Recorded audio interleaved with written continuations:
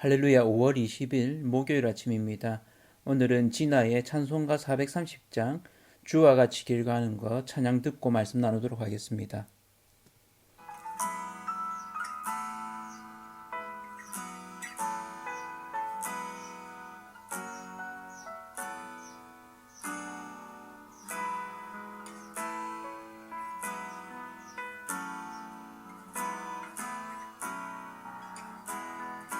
주와 같이 길 가는 것 즐거운 일 아닌가.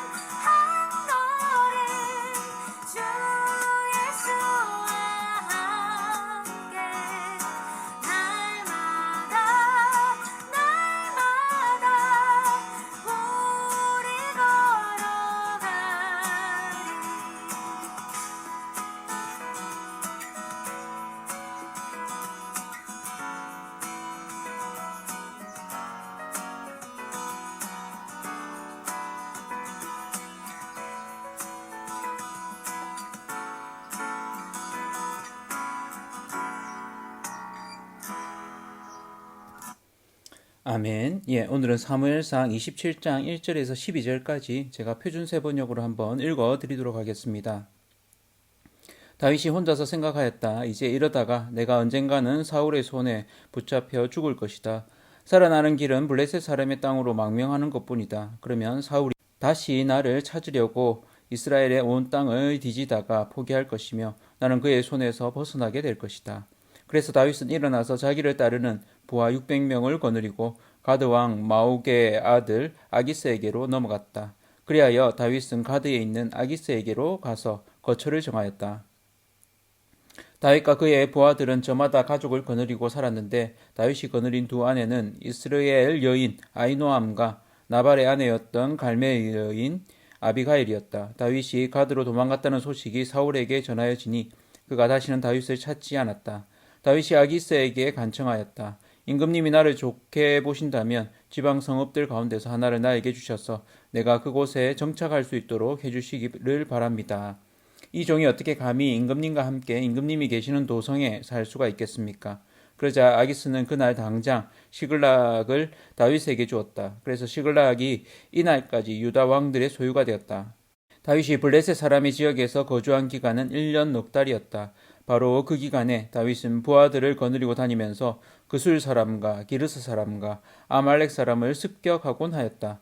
그 사람들은 오래전부터 수르 강야와 이집트 국경선에 이르는 전 지역에서 살고 있었다. 다윗은 그들이 사는 지역을 칠 때에는 남녀를 가리지 않고 한 사람도 살려두지 않고 양과 소와 나귀와 낙타와 옷을 약탈하였다. 약탈물을 가지고 아기스에게로 돌아가면 아기스는 의뢰 그대들이 오늘은 어디를 습격하였소 하고 묻고 그럴 때마다 다윗은 유다의 남쪽 지역을 털었다느니 여라무엘 족속의 남쪽 지역을 털었다느니 또는 겐 족속의 남쪽 지역을 털었다느니 하는 식으로 대답을 하곤 하였다. 다윗이 남녀를 가리지 않고 죽이고 가드로 데려가지 않은 것은 그들이 다윗의 정체를 알아 다윗이 그런 일을 하였다고 폭로할까 두려웠기 때문이다. 다윗은 블레셋 사람의 지역에 거주하는 동안 언제나 이런 식으로 처신하였다. 아기스는 다윗의 말만 믿고서 다윗이 자기 백성 이스라엘에게서 그토록 미움받을 짓을 하였으니 그가 영영 자기의 종이 될 것이라고 생각하였다. 아멘. 오늘은 주도적인 다윗이라는 제목으로 말씀을 나누도록 하겠습니다. 사울의 진에 몰래 잠입해서 사울을 또 한번 죽일 수 있는 상황이 펼쳐집니다. 그렇지만 그를 살려둡니다. 26장에서 드러나는 장면이죠. 그러함에도 계속되는 사울의 추격. 다윗으로서는 굉장히 좀 이렇게 진력이 났을 것 같습니다. 예. 한 해, 두 해도 아니고 오랜 기간에 걸쳐서 이렇게 도망자 신세로 지낸다는 거. 하나님의 기름 부음을 받았음에도 불구하고 그 이후에 근 20년 가까이 도망자 신세로 이렇게 지내는 이런 다윗. 그러면서 다윗에게 두려움이 이렇게 찾아들었습니다. 후일에 사울의 손에 붙잡힐 수도 있겠다.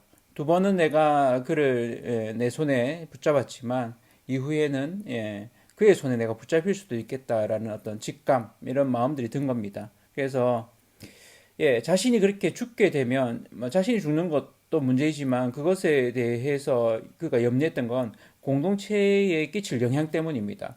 그에게는 벌써 두 아내가 있었고 또 그를 따르는 600명 그 가족까지 생각하면 곱하기 4, 2,400명 이상이 되는 그러니까 상당한 규모의 그런 숫자가 지금 그를 따르고 있습니다.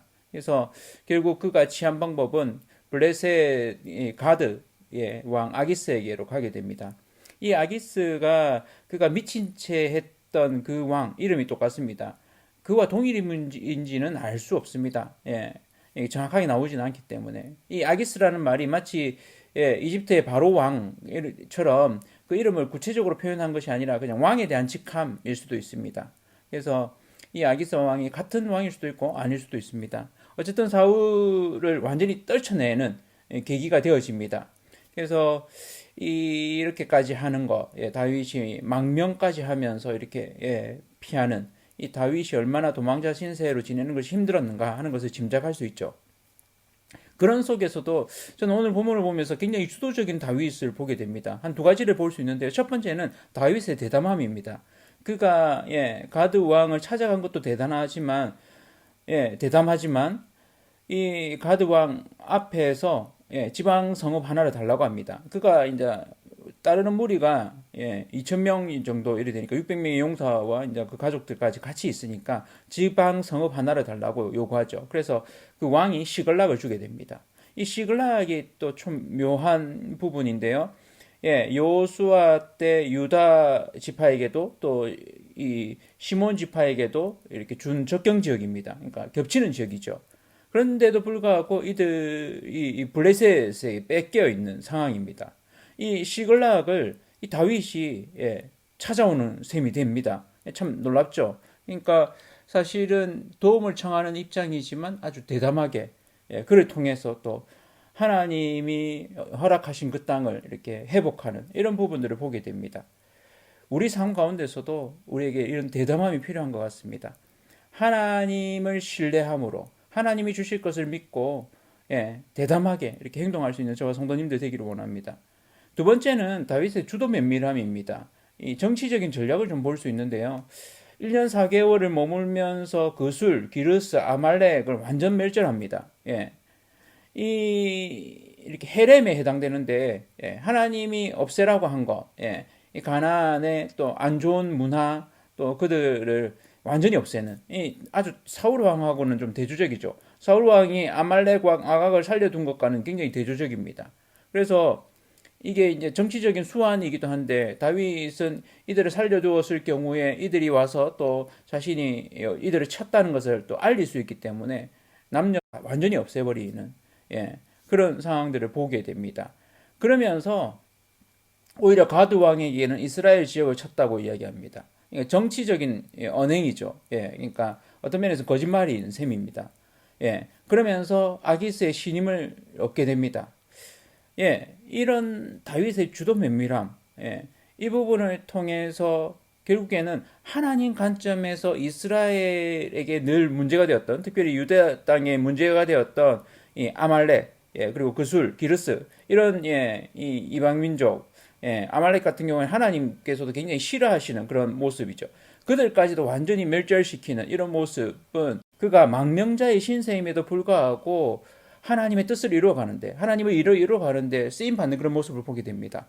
때로는 우리 삶이 어려운 가운데 있을지라도 그 상황 가운데서도 우리가 할 수 있는 그런 주도성을 가지고 다윗의 대담함처럼 또 다윗의 주도 면밀함처럼 우리의 상황들이 늘 만만치 않죠. 그 만만치 않은 상황 가운데서도 하나님의 뜻을 이루어가고 하나님 관점에서 하나님 나라를 확장해가는 그런 일들을 이뤄낼 수 있는 저와 성도님들 하나님이 쓰시는 사람 되기를 축복합니다.